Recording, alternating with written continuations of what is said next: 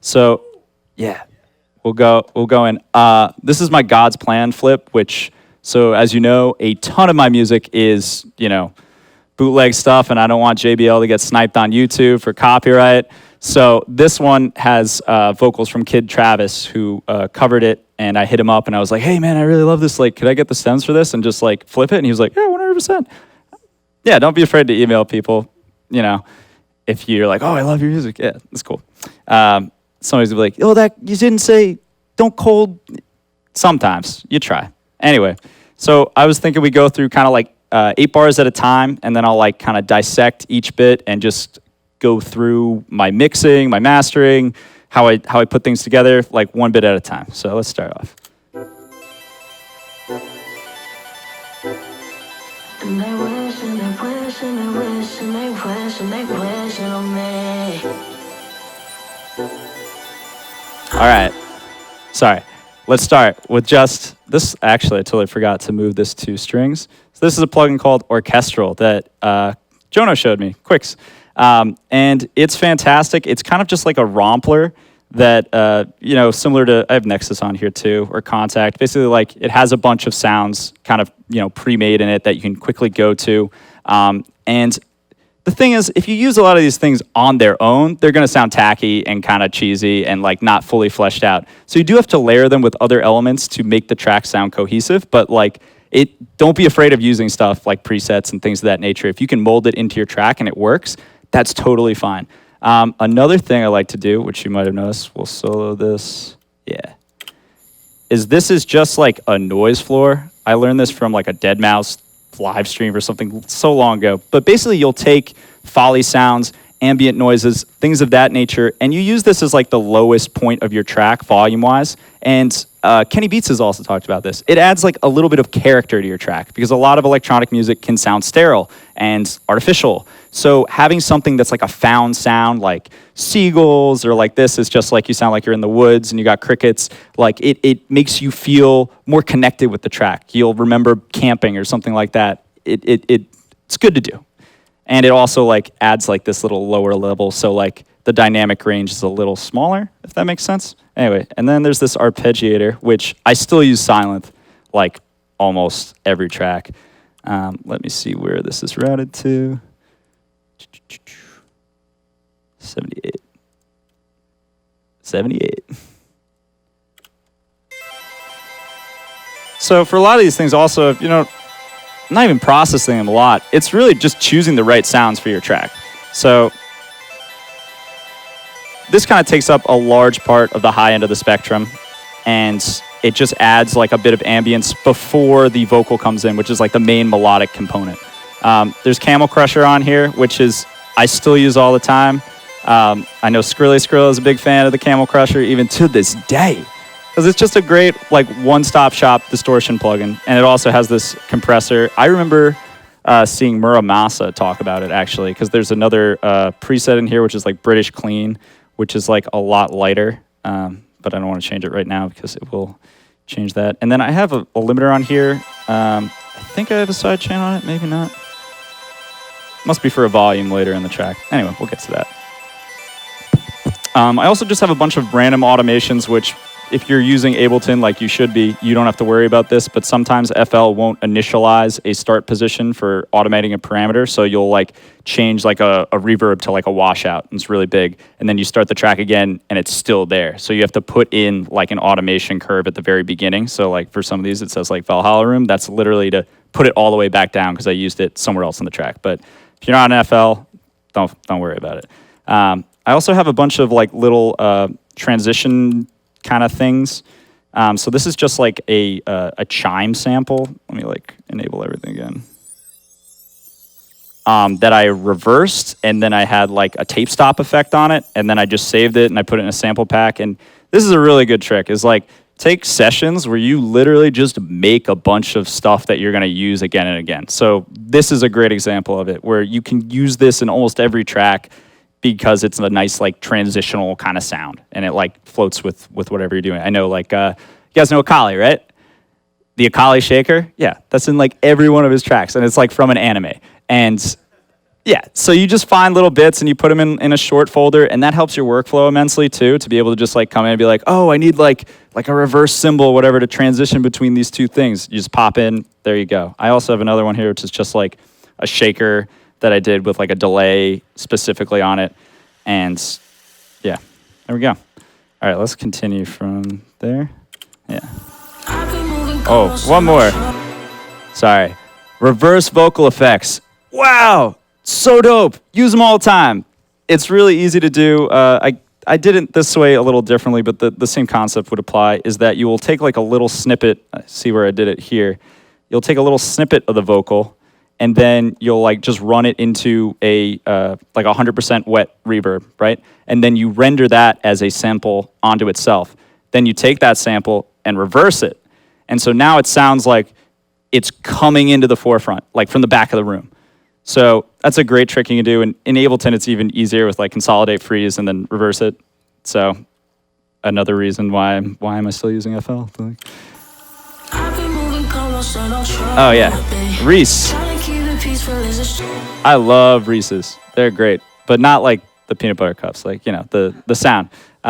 So a Reese is just basically, it's like, you know, two saws detuned against themselves. In this case, it's 16, and it's literally a simple serum patch where I also have a sub layered in there, so that I should also have this always up. Huh? Usually, this is another great trick. So I'm going all over the place. My ADD is like full-fledged today.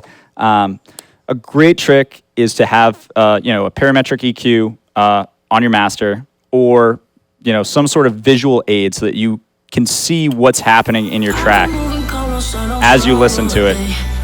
So you can make sure, like, for example, that there's only one thing in the low end, that things aren't clashing, and so each element can have its own space. It helps, like, you know, at a certain point, you don't really need it if your ear is trained to a certain degree, but it's nice to have it there. And then also I have, if you can see the waveform, and this helps you know if your track is overcompressed way before the drop. You don't want to do that. Or maybe you do, but you want to see what you're doing. Because like a lot of people, even now I heard like, or on Twitter the other day, Herobus was like, yeah, I'll render out a track and then put it into Rekordbox to see if it's like made to play out. You can skip that step if you have just a, you know, a wave analyzer beforehand. So like while you're making the track, you can see where things are sitting volume-wise against everything else in the track. It really helps. Okay, let's keep going. Yeah. Trying to keep it peaceful is a struggle for me. Don't pull up at 6 a.m. to cuddle with me. You know how I like it when you love it on me. I don't wanna dive in. All right, one other thing. So with this Reese, so now we're talking more arrangement.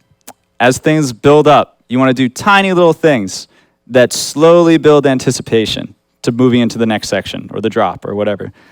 For this, with the Reese, I literally have a just a macro that is attached to the filter here. Or let's play it. If I just play a note, you can hear it open up by just adding more harmonics. And so that's like just an easy way for any synth that you're going to be introducing more, is just slowly bring out the harmonics in it as you get closer to the point of impact. And so I was just doing that with this sub over the course of that whole thing. Let's move on. Oh, also, little fills. This is just a really tiny fill. Obviously, it's literally just like the snare. I think this is like from a J Dilla pack. It's like a literally boom bappy snare. And then the fuckboy big boy, or the fuckboy big room snare from REA's pack. I still use this a bunch because it's like a nice, it has a lot of white noise content on top and kind of acts as a nice transition thing. And you can still layer it with things to make it sound good. So, you know, I said fuck big room before, but you can still take elements of big room that work, you know? And this is one of them. That's a great, the Prida snare, I guess, would be what it's called. Anyway, let's move on.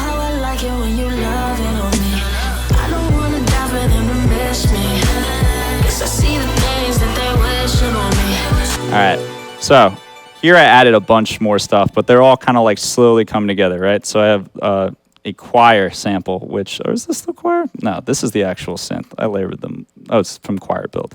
So this is just the main synth from the track in the drop. But here it's also coming in low passed.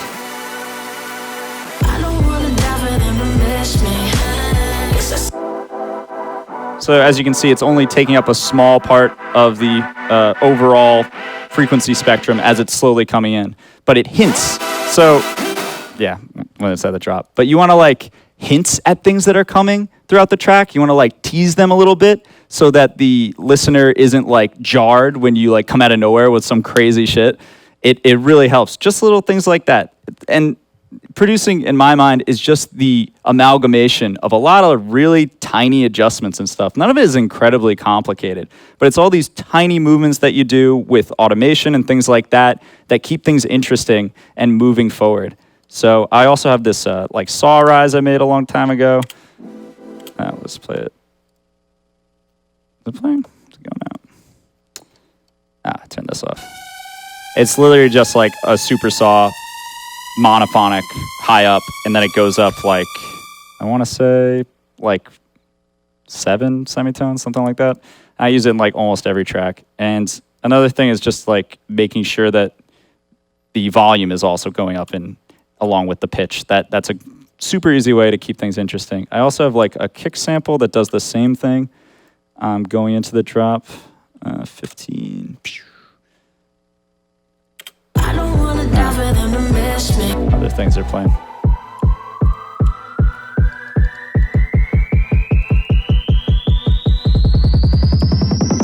That's the important part, is the rising of the pitch of the kick drum. And also, you know, the doubling up of the notes and things like that. Again, all these things come together to build anticipation. It's not just one element. It's all of the things together. And then the choir bit here. Yeah, this is just Nexus. Again, sometimes you just have a sound that works. Let's, yeah, it's like a vocal choir bit, and it kind of sounds similar to the Super Saw as well, so I just thought it layered in well and gave it like character. And then there's another guy. This is, I think, another preset. Dennis Dead Mouse lead. But that was like the wub wub wub kind of thing. Let's try to find it. Yeah, 48. Ooh. Wonderful. So yeah, all these things come together. Let's play it to the drop, and then let the drop run, and then we'll come back. And I also want to talk about my convoluted ass mixer and how you can apply it to Ableton, since it'll make more sense there. I don't wanna die for them to miss me. 'Cause I see the things that they're wishing on me. Hope I got some brothers that live me. They gon' tell the story, she was different with me.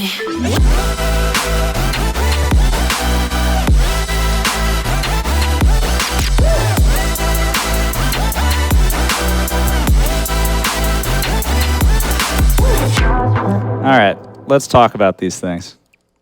Kick drum, the most important part of most tracks, right?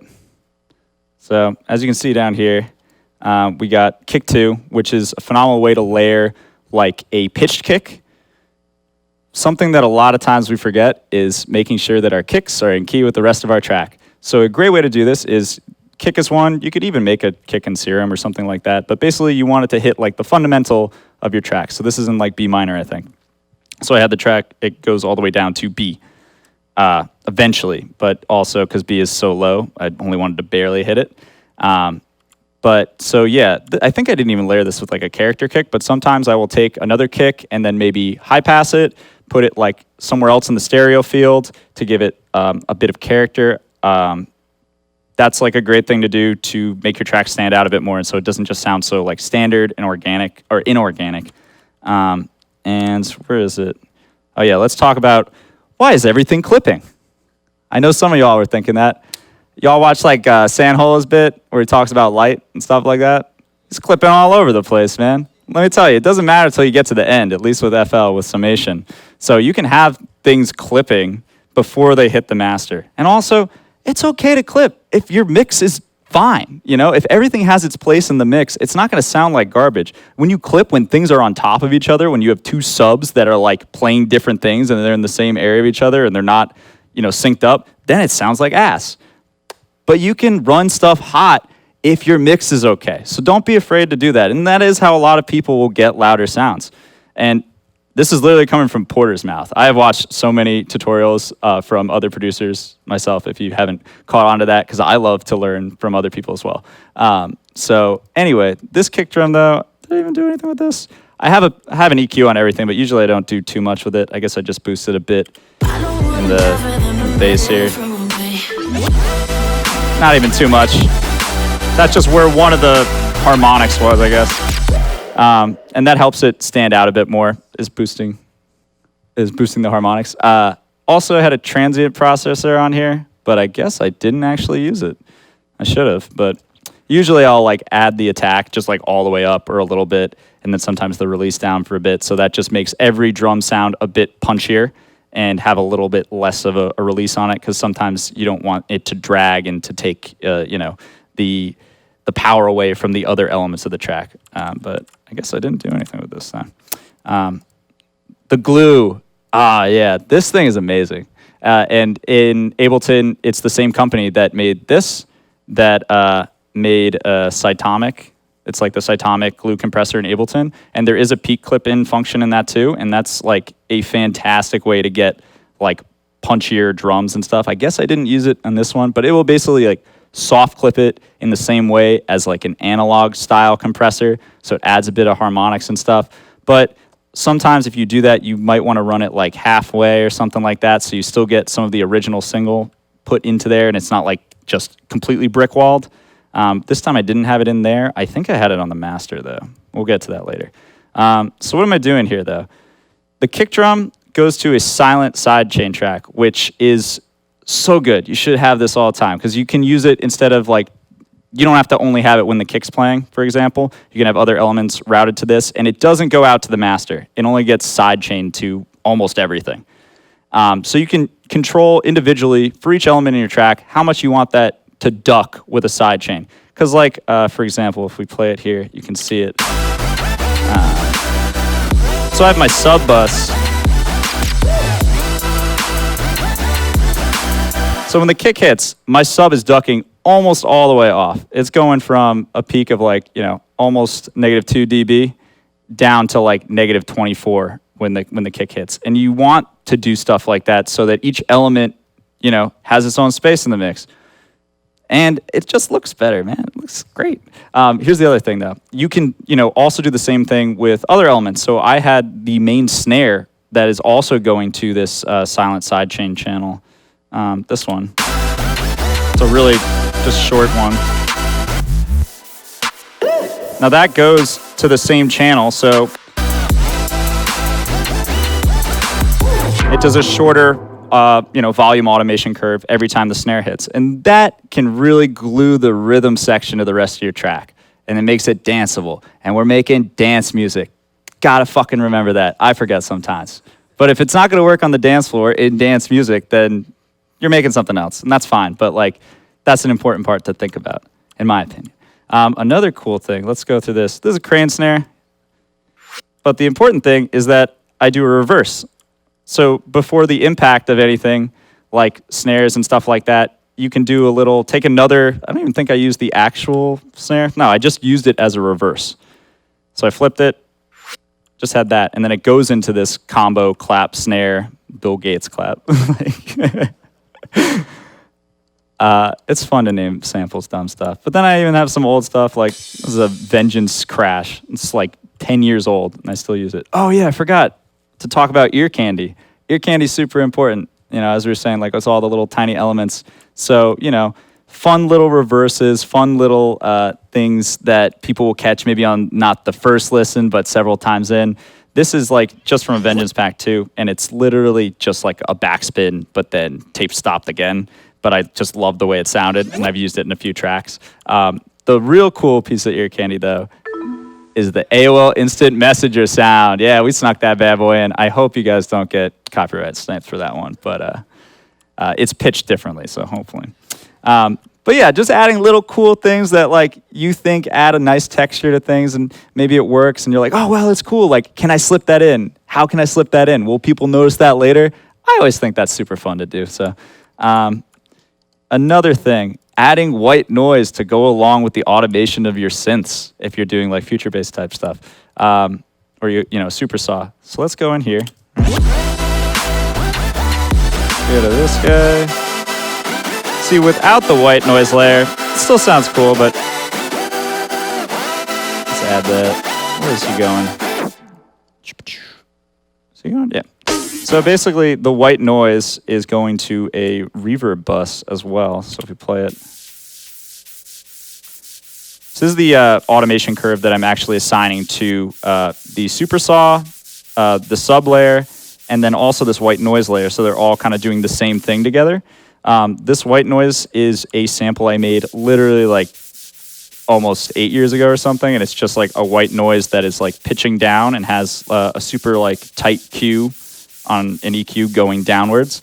And so it gives it a bit of movement. It's not just a straight white noise. But you can do this with a variety of things. If you had like a longer crash cymbal that you just stretched out or something, it could do the same effect. But basically, again, just something that's a little interesting on the high end, and then it adds and fills out spaces in the synth that weren't there like prior.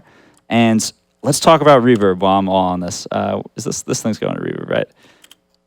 Yeah. So this is going to a mid-verb. So this is a template that I've made and modified and modified and modified. But what I like to do is have 3 separate reverb buses. One that's super short, that's usually for drums and quick elements that kind of adds a bit of a stereo image to certain things. A mid-verb, which is kind of like the room itself where everything's hanging out and almost everything is going there like a little bit.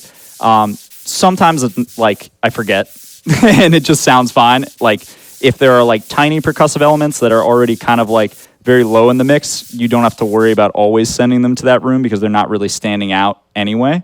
Or if something is like really at the forefront and you just want to just barely put something on it, that's also acceptable. And this is just a hall verb, you know, like a washout type thing.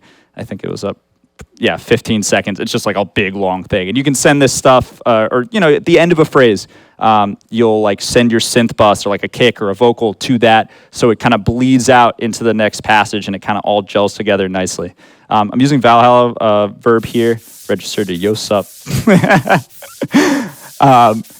But I love Valhalla Room. They make some other good plugins, like Shimmer is really nice. I kind of like that more now. This is an older project, obviously, so I've done a bit new stuff since then. But the point being is that you want to have like a bunch of little sends that you can just automate things to quickly. You can put a reverb on every single element, but I think it's better to have them all kind of sitting in the same room together, so it feels like the song was like recorded in a room together, even when obviously it wasn't. You made it on your computer, right? So let's see, what else? I have the little chop snare, Akali's young chop snare.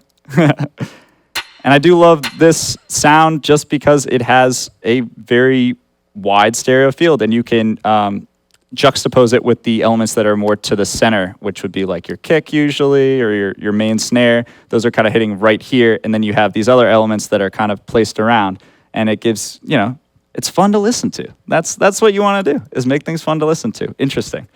And then we have a bunch of other percussive elements that are really tiny and kind of just filling out the beat, right? And then let's go here, I guess, to the end of the passage. Yeah, get the hats.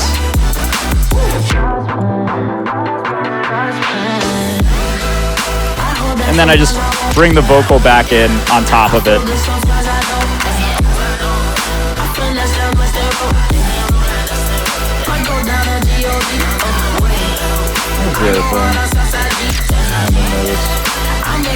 Yeah, that's the synth thing I was talking about. Goes to a delay. So that's the other thing you want to think about, is like how to end your phrases and stuff like that. So you want to like take out elements and leave like little gaps in the frequency range. So maybe you just have like, the classic example is like when you bring the 808 and you pitch bend it all the way up a few octaves into the next bar, that woo, that's, a great way to move to the next bar. But you can do any number of things, and it could just be taking everything out for a second and then bringing it back in. That's super important to breaking out from like making things feel too static and feeling like not enough changed. Another really thing that I was doing here that you want to do is when you have a repeating section like this, like the drop, you want to add some more percussive elements on each iteration of it, so it still feels like it's moving forward. So I had these hats come in after the first 4 bars of that, right? And then this is a little unorthodox, how I just had a 2-bar fill, but it worked with the vocal. So again, don't be afraid to like, adjust on the fly and be like, oh, well, usually I should only be working in 4-bar segments for DJs. Like, yeah, but like sometimes something like that will make sense, and just run with it, What else? Let's go quickly before we get to Q&A and stuff, just a little bit about like my master chain and talking about clipping again, I guess. So I have 2 volume automations on my master chain, and one of them is just bringing the whole track down a bit because I have run a few things into the red. But again, that's okay. But you don't want it to clip at the master just yet. So if you're doing it that way, and I've seen Carmack do it like that, I've seen a bunch of people do it like that, you just want to run it back down a bit so you aren't just listening hyper compressed to the final product. You want it to be that way at the end, but listening to it that way the whole time is going to make your ears fatigued, and you're not going to be able to make the right decisions about the dynamic range of the track. I also have just a simple, this is like Fab Filter. It's like a high-low pass with a Q on it. So what I like to do before the drop is I will have that going up. Let's like turn it on. So as you see, it just turned on. Bring the Q up slowly. And then it slowly starts taking out the low ends. And then it's gone. So that just adds a bit of anticipation because you're removing the sub-bass elements or any low end that is any of your percussion or anything like that before the big impact of the drop itself, where you have that big beefy sub, which I forgot to talk about that too. Let's just look at that real quick. It's massive. I still use massive because it's dope. This is just duck. And it's just like a very basic saturated 808 with a lot of harmonics on it. And I put Camel Crusher on that too. Again, simple. This is a crazy curve, probably overkill in some way, but I wanted to scoop out the harmonics in the mid-range from like 200 to 500 because I wanted the super saw to kind of cut through there. But then I wanted to leave them kind of up here too because they would, so you can blend stuff more on the higher end of the spectrum than you can on the low end. If you have 2 things on the low end, they're usually going to clash. But if you have, like, say, that white noise layer I showed you guys before with the harmonics of the sub, they're going to gel together and play together nice up there. They're not going to down low. So, but yeah, this is just a pretty simple patch too. I still make a lot of 808s and massive, where you just have a pitch envelope that does a little tiny little boop, and yeah, real simple. Nothing crazy about that. But yeah, finishing talking about the master chain. Another cool trick, and I learned this from Rusko's master class, where he's chain smoking cigs, and oh man, it's a great one. Go watch that when you get home if you get a chance. It's still phenomenal. So he talks in that about how he will have a volume automation on the master channel, and he brings it up just a few dB when the drop hits. And the whole track before that is like pushed down like 2. And that's just a tiny way to add more. Even as you can see, it's still going into a compressor, a second compressor, and then a limiter, but it still helps because then you're pushing that master chain a bit more, even if it was hitting it before. So I strongly recommend doing that. I have an imager on here, just a Isotope 5, which is the older one, but it's easier on the CPU. And I turned down basically the width for the low end is like almost all mono. A lot of people talk about mono compatibility and stuff like that, but if you've ever listened to Sam Gellatry, you know that it really doesn't fucking matter. He is the widest 808s. It's insane. But then he also has some of his other elements are a bit more mono in the stereo field, or they're not taking up as much space. So you can play around with it, but you just, it's got to make sense, right? For this track, I wanted the higher ends to be wider and have the low super, the massive kind of layer be monophonic. So, but again, there are no hard and fast rules for any of this. I'm just telling you how I got my sound with this and what makes sense for me. But you can play around. If something sounds dope, just run with it. Do not listen to people that tell you, oh, this needs to be blah, blah, blah, especially with that mono thing. A lot of clubs have stereo systems now. So like before, when it was summed to mono on everything on the older systems, it made a lot more sense. But now it's not as hard and a fast rule. You can check it out for yourself. Look at 7 Lions' latest stuff and look at the low end and see how wide it is. Stuff like that. It really hasn't been as a predominant of a notion, I think, as it was previously. Anyway, then we have the glue compressor again. I'm actually using the peak clip in on that one, and it's just a little bit of makeup and a little bit of, let's just like see how everything's like working while the drop is going. So it's not doing too much. It's under 5 decibels of gluing it together. And I have it again at about halfway. A little bit of attack, a little bit of that. And then I have just an isotope. Stay. There we go. And this just has a tilt on it, so it's compressing the high end more than the low end. And this is doing, again, like somewhere around 5. Not too much work. But again, these things just all kind of glue it together. You're not trying to do too much at the end, because then, especially too much with one plugin, because then it's going to distort, I've found a lot of times. Whereas when you layer it with a few different plugins, usually from different manufacturers and stuff, because the algorithms are a little different for each one, right? Then you can get a nice loud sound without anything sounding like you don't want distortion that you didn't intend to put into the track, basically. So that's a great way to keep that from happening. And then the last one, again, it's only doing like -2 to -3 worth of work. And this is like at the slowest that it could possibly go. And that's why it ends up looking the way it does. And I think that's about everything. The track just repeats with like some minor variations. I have like, I have this lead that's like very similar to the saw itself. And it's going to the same thing. Oh yeah, I totally forgot about this. Serum FX is on there just for the dimension expander. I think that's the only thing I did with that. Trash is dope. I added a bit of delay to give it a certain quality, right? And then the harmonic control one I like a lot. Some of these are like honestly too much. So just play with them, I would say, if you're using this. And, you know, it really depends on the sound. Fruity Fast Distortion, just the shittiest stock plugin ever. It's just on there. And then this is just basically a stereo thing where like it's a very tiny room and it's only, 0.1 of a second. So it kind of gives it a bit of width. I like doing that a lot. Then there's this is an expert plugin. It's just a basic, I think, for one of these. It was filtered at some point.